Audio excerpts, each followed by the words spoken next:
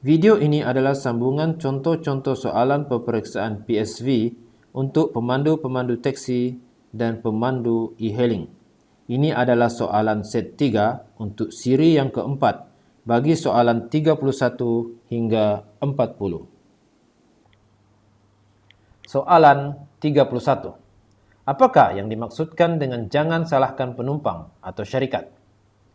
E. Saling memberikan penerangan tanpa mendengar perkara sebenar daripada kedua-dua belah pihak. B. Berikan penerangan keadaan situasi yang sebenar tanpa menyalahkan sesiapa. C. Meninggikan suara ketika memberi penerangan.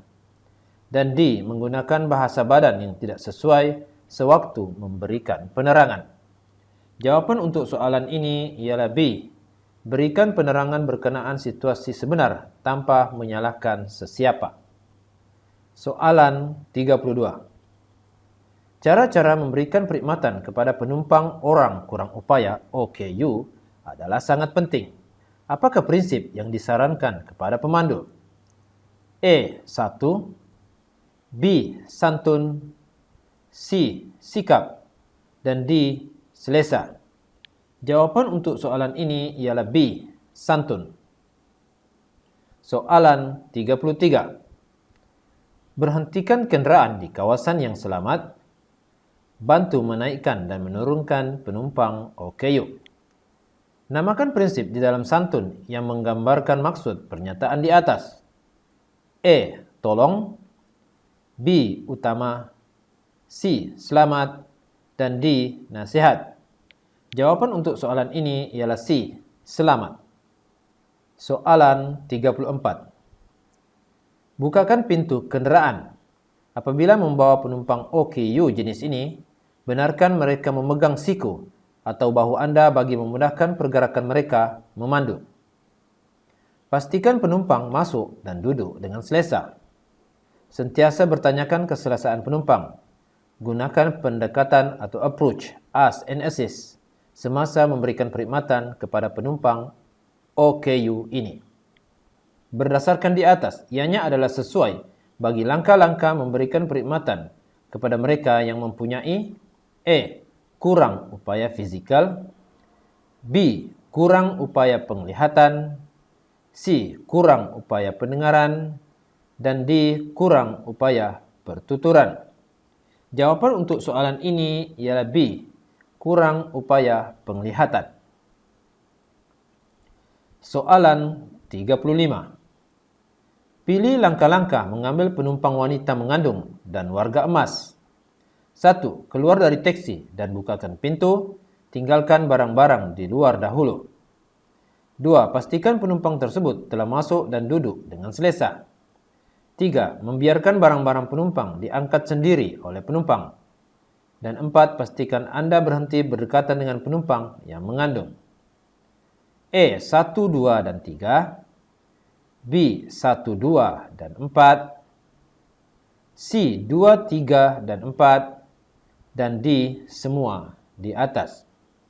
Jawapan untuk soalan ini ialah B. 1, 2, dan 4. Soalan 36. Kuasa merancang. Mewujudkan rancangan induk untuk memastikan pembangunan infrastruktur yang komprehensif, bersepadu dan lestari. Kuasa kawal selia. Memantau dan mengawal selia piawaian prestasi pengendali melalui perlesenan. Kuasa penguatkuasaan. Merangkumi kuasa untuk mengaudit, menyiasat, mengenakan kompaun, menggantung atau membatalkan lesen, menyita kenderaan dan mendenda pengendali. Namakan jabatan yang berperanan seperti di atas. A. Jabatan Pengangkutan Jalan. B. Agensi Pengangkutan Awam Darat. C. Jabatan Keselamatan Jalan Raya. Dan D. Jabatan Siasatan dan Penguatkuasaan Trafik. Jawapan untuk soalan ini ialah A.